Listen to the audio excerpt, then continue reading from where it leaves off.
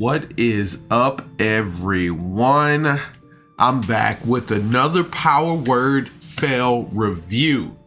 You know, bring up the record, because I am going on record with saying this episode is by far one of my favorite episodes of Power Word Fail. I love this episode. This episode is probably one of my top 5 episodes. This is episode 56, part 2. We're doing a little bit of midday review. I got off work last night and I just died. I listened to Power Word Fail, was blown away. Real good. It wasn't even no combat in the episode, and I was like, this is a good episode. Was blown away by the episode, and I was just like, I'm going to bed on that. And enthusiasm carried over to today. I love this episode. I can't say that enough. Anyway, episode 57. Episode 57. The Castle Plan. That's already telling you more about this episode than we need to know. The Castle Plan. Anyway, so we start off, we get to see a map of the world. You're looking at Roll20, and Cody has up of a map of the world, and you can see like all the places they kind of been to and everything. And I'm already like, we get a map? I think they've shared the map in the Discord before, but I was like, okay, because I'm watching it on YouTube. I stopped listening on podcasts and start watching it on YouTube. And I was like, okay, we get a map now. Then I noticed there's a new live stream format, like people at the top, and then you got the map at the bottom. And I was like, okay. We changing things up. We dicing it up a little bit. So anyway, then Cody starts with the spooky music, and the Harbinger comes out, and he's doing weird stuff, and he pulls out this little box, and then Ferric's like, I know that box. Like, that box is like something that he's familiar with. Then, oh snap, son, he pulls out of a map of the town. This is like one of the things I've been asking for since the beginning of Power Word Fail. Cody pulls out a map of the town, and I'm just like, okay, you know, this is not a red alert. Anyway, the Harbinger starts casting a spell, Soul Cage, on the people that are around in this area, taking their knowledge and their memory, putting them in this box. Adalia tries to cast a spell on him, and it doesn't work. He has spell resistance or something, and he snaps over to Adalia, and Ferric intervenes, and he talks to the Harbinger. We find out that he is from the same place as Ferric, the Takari Wilds. So that they have like a little conversation back and forth. Ferric's like, we should get together and have like, you know, lunch or talk with each other, blah, blah, blah. And he's like, yeah, when I get some free time. Then they come up with a plan to get more information about this guy. They get more information about the town. They're like, all right, we need a plan. Let's do this legit. And at this point, I was like, now we just need tokens for the map. And I'm like, we just had tokens, because they had a map of the town, a good laid out map, you know, and Cody's pointing where everybody is and what, you know, all that stuff. And I'm just like, we just need tokens to show placement on the map. That would be great. But anyway, we proceed. They start to get weird looks as they walk through town, and Adalia ends up reading people's minds and find out that they are being watched and reported on. So anybody doing anything weird will get reported to the local guard. She clocks that. They go back to Christopher's mom's house. They ask Christopher's mom some questions about the town and try to get information from Christopher's mom. She's super helpful. She knows a lot. She's been here for a while. I was like, okay, she's good for them going back and getting the information that they need. Great job. And she tells them a lot of information. Super helpful NPC. They find out the possibility that there could be something weird in Christopher's mom's house. His dad was into some weird stuff. Remember, he did the science experiment on Christopher, the ritual. So Ambrose immediately is like, I'm gonna go find that. And he starts looking around. He finds a secret room. It has like a crown with some crystals, some crystal dust, all this stuff. He finds his room. He immediately runs back to go tell everybody else.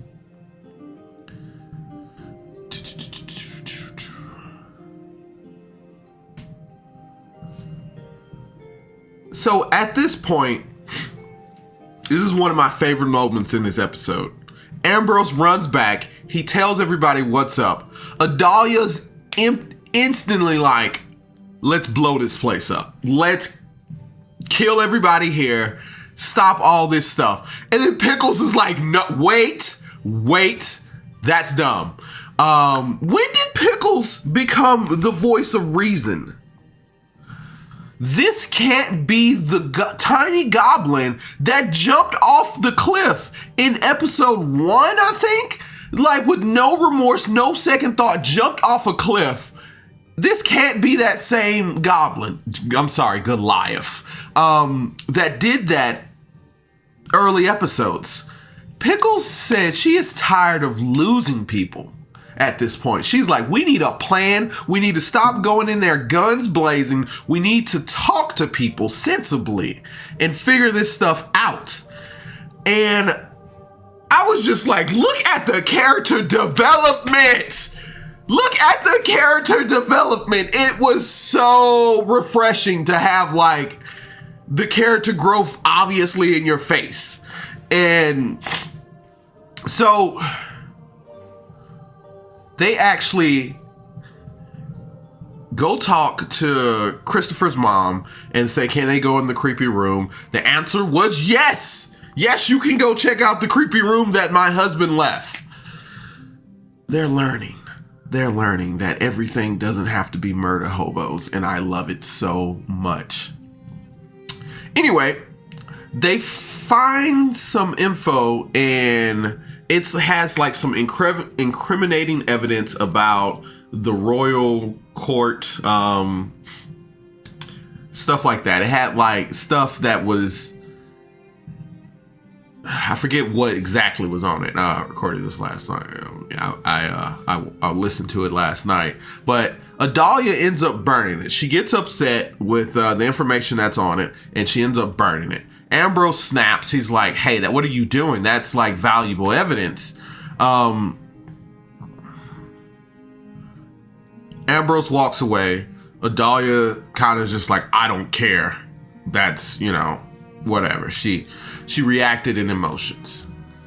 After everyone calms down and I think they head to bed, but then they end up not heading to bed. They decide to head to the castle where the Harbinger is.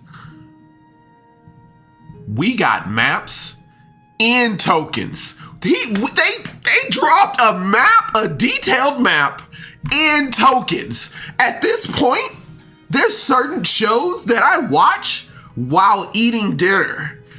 Power Word Fail just became one of those shows. It just became a TV dinner show. I sat back and I was like, yo, this is no longer a podcast. This is a TV show. This is Power Word Fail, the TV show. So I'm like, yo, at this point, this is amazing. We got maps and tokens. We got the dark side of the Roll20.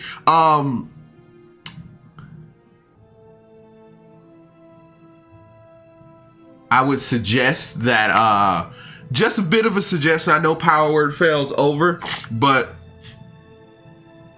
have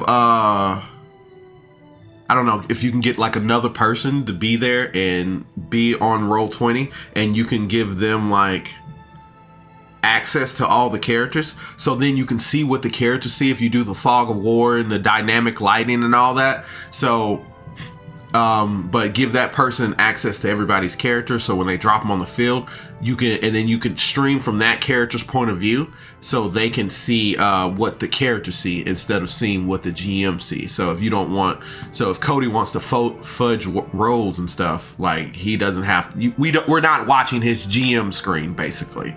So anyway, they actually go in the creepy room. They find evidence. Adalia burns it. They get map stuck. All right. They sneak into the castle. The castle where the Harbinger is, with some easy, smooth talking. They go in. Ferric sneaks up behind somebody, steals some keys. They start pretending to be the guards, doing some real deal sneaking reconnaissance mission type stuff. I am so proud of everyone here.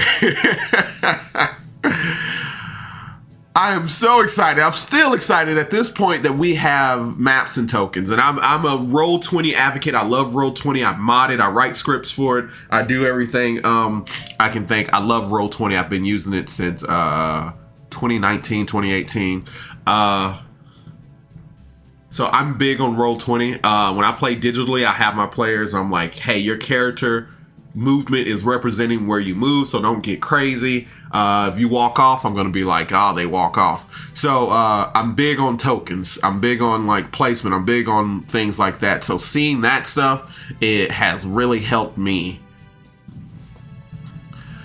They sneak around to the front of the castle. Adalia ends up casting Fly on Atreides, Ambrose, and Ferric, so they can go get like a better look of everything. There was a little problem with Nathan's mic. I mean, I think they said at the beginning of the episode that they're aware of the levels or whatever, but I could barely. This is like the second or third time that I've not really been able to hear Atreides, but I got the vibe that he didn't want to go. He actually wanted to like fight the Harbinger like immediately, because I guess he's doing some evil stuff, and Atreides is all about his Jesus walk, and he's gonna be the true God, and everybody else can just kick rocks. Ambrose goes off. He flies off to go check, sneak around, see what he can see. He goes up to a window. He finds a man making laws. One of them being, you need to attend the Harbinger's ritual, so it will become mandatory if this law passed. Ferric finds the Harbinger eating things out of the box. So the memories and the knowledge that he stole, he's eating it out of the box. He's just literally scarfing it down. Ambrose finds a library where the cultists are trying to learn as much knowledge as they can. I guess these snake people need to know knowledge. They need to know things. They meet back up and tell each other what they saw. The group talks for a bit and eventually heads back to Christopher's mom's house, and they go to bed with the newfound information, because they knew they only had like 30 minutes before the guard shift change came. They end up having like some weird nightmares, and then they wake up. We find out that Ambrose is a hoarder. He still has everything in his inventory from like episode 1 or 5, and he's just like giving it to Pickles. Like, here, Pickles, you can have this. They head back to Gorvis's, Gork's shop. Cody can't even get the right name right, so it's not that big a deal. But they head back to the shop where they bought this stuff and custom ordered this stuff. After shopping, they have a few plans set up for the Harbinger. I think they have one of 4 plans, and Nathan goes through them again. And like I said, I can barely hear him, but Cody leaves it up to a roll. And then one of the biggest thing is they were going to wait for the Harbinger to come out that night, and based on what he does, how many people shows up, that's what they were going to react. So still have a plan. Cody rolls, the Harbinger never shows up, and Atreides is like, we're going to storm the castle. And then they're like, all right. And that's where the episode ends. I love this episode. This episode had sneaking, had drama, it had feeling, it had character development, it had everything but combat, which combat in itself is its own episode because combat usually takes the session depending on how heavy the combat is. So this episode had everything I needed for like a good show. It was great. I loved this episode of Power Word Fail. I can't say this enough. No questions asked. 10 out of 10. This is a great episode for Power Word Fail. You can see the character development for like all the characters. You can see the emotional responses for all the characters. There was drama, there was sneaking, there was roles, there was maps, there were tokens. Man, 10 out of 10 for this episode. I can't wait to see more of this. I'm so excited. This was a great episode. We need a little clicker of how many times I said this is a great episode of Power Word Fail. Just the entirety. Great job, guys. Great job, Cody. And that's all I got to say, man. Go watch that. Go watch the episode. Go get you some dinner. Go get you a lunch. Sit in front of your TV. Pull up YouTube. Watch Power Word Fail. Anyway, don't forget to join the Discord. Great people in the Discord.